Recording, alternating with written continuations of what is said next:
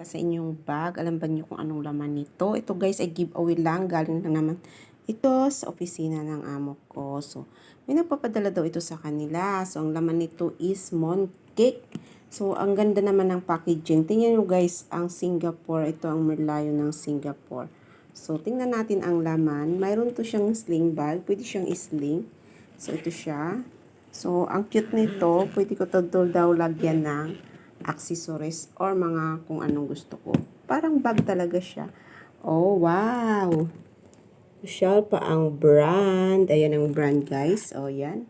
Mayroon pa siyang ito. Of course, mayroon ito. Ito yung ano niya. Yung slim. And of course, may layer-layer pa siya.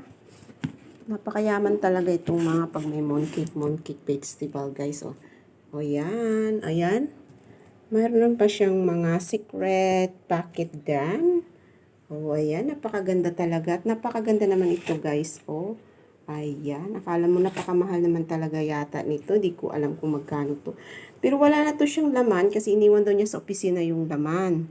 At kinuha naman niya ang lalagyan lang. So, napaka-cute at napakagandang packaging ng mooncake. Ang galing sa company ng itong kampaning pangalan, bahala na kayo magbasa dyan.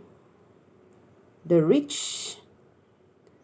Ayan, mamahalin at bibigatin ito guys. Mayroon pa siyang logo ng Merlion, Singapore. Thank you guys. Ayan.